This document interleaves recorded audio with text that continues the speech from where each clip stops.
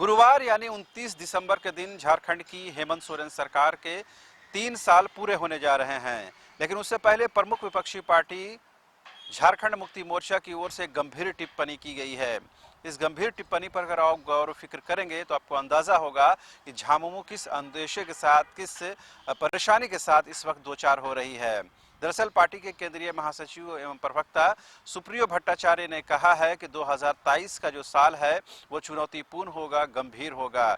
उन्होंने नाम लेकर कहा कि ये जो चुनौती है ना सिर्फ कोरोना से है बल्कि बीजेपी से है, प्रमुख विपक्षी पार्टी भाजपा से है। उन्होंने साफ तौर पर कहा कि 2023 में भी 22 की तरह ही षड्यंत्र और साजिश रची जाएगी, सरकार को डिस्टेबलाइज करने की कोशिश होगी, अस्थिर करने की कोशिश होगी। आखिर क्या वजह है कि सुप्रियो भट्टाचार्य को प्रेस वार्ता करके ये बात कहनी पड़ी और ये बताना पड़ा कि 2023 का जो साल है वो आसान नहीं रहने वाला है, ना तो आम लोगों के लिए ना तो ही महागठबंधन के लिए। क्या ऐसे इनपुट सत्ताधारी पार्टी झारखंड मुक्ति मोर्चा के पास हैं, सुप्रियो भट्टाचार्य के पास हैं या महागठबंधन सरकार के पास हैं? क्या उसे ये आशंका है, उसे ये डर है कि सरकार को एक बार फिर से डिस्टेबलाइज करने की कोशिश की जाएगी?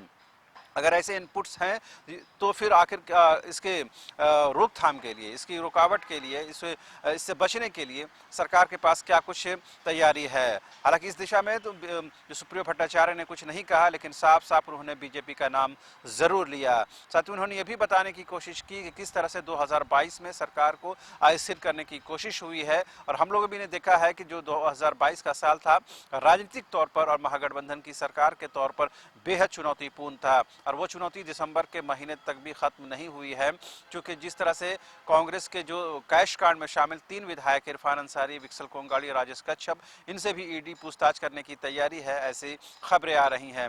इससे पहले सत्ताधारी कांग्रेस पार्टी के विधायक जयमंगल सिंह उर्फ अनूप सिंह से पूछताछ हो सकी है।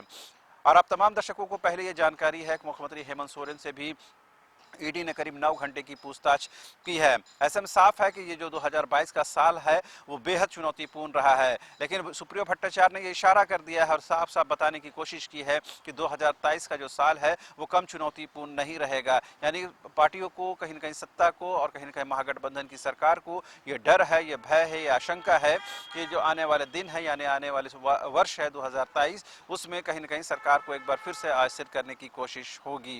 यही वजह है कि प्रेस कॉन्फ्रेंस करके सुप्रियो भट्टाचार्य ने सीधे सीधे बीजेपी का नाम लिया है, बीजेपी पर निशाना साधा है।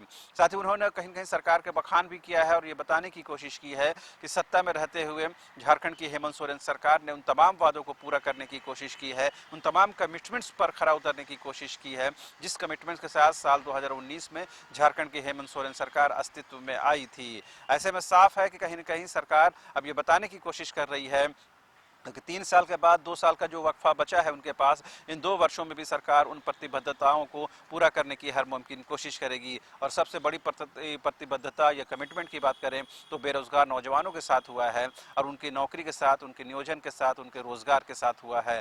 हालांकि सुप्रियो भट्टाचार्य ने जो आंकड़े दिए हैं वो कहीं न कहीं ये बताने की कोशिश कर रहे हैं कि किस तरह से 3 वर्षों में करीबन 30,000 नियुक्तियां दी गई हैं। अब इन 30,000 नियुक्तियों का आंकड़ा सुप्रियो भट्टाचार्य जी के पास कहां से आए हैं वो बेहतर बताएंगे। हालांकि 1-2 का उन्होंने नाम जरूर लिया है, जिसमें खेल पदाधिकारियों की नियुक्ति हुई है, कृषि पदाधिकारियों की नियुक्ति हुई है, जेपीएससी की नियुक्ति हुई है। ऐसी नियुक्तियों को उन्होंने कहीं न कहीं कलेक्टिव तौर पर ये 30,000 की नियुक्ति के तौर पर बताने की कोशिश की है। लेकिन इस बात से सुप्रियो भट्टाचार्य जरूर इंकार नहीं करेंगे कि आज भी झारखंड में बेरोजगारों की फौज खड़ी है जो हर दिन सड़कों की खाक छानने को मजबूर है।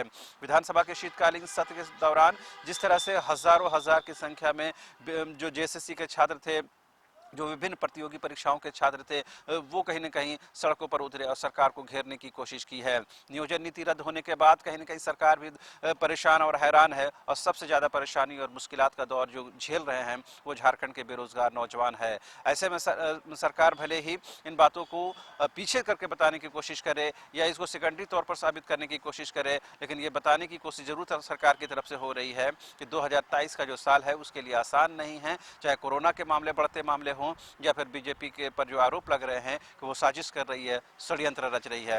अब देखने वाली बात ये होती है कि 29 दिसंबर के दिन झारखंड के मुख्यमंत्री हेमंत सोरेन या महागठबंधन सरकार की ओर से झारखंड की जनता को क्या सौगात दी जाती है, बेरोजगारों को क्या सौगात दी जाती है और उनके हिस्से में क्या कुछ आता है। फिलहाल आप देखते रहिए न्यूज़ 22 को। चार धामों में से एक रामेश्वर धाम सहित तिरुपति बालाजी, कन्याकुमारी, मदुरई, मां मीनाक्षी देवी और श्री मल्लिकार्जुन ज्योतिर्लिंग का झारखंड में सबसे कम दर पर सपरिवार दर्शन लाभ का अनुपम अवसर। संपर्क करें मां कामाख्या धार्मिक रेल यात्रा, केसरी नर्सिंग होम, पहला तल्ला, पिस्का मोड़, रांची।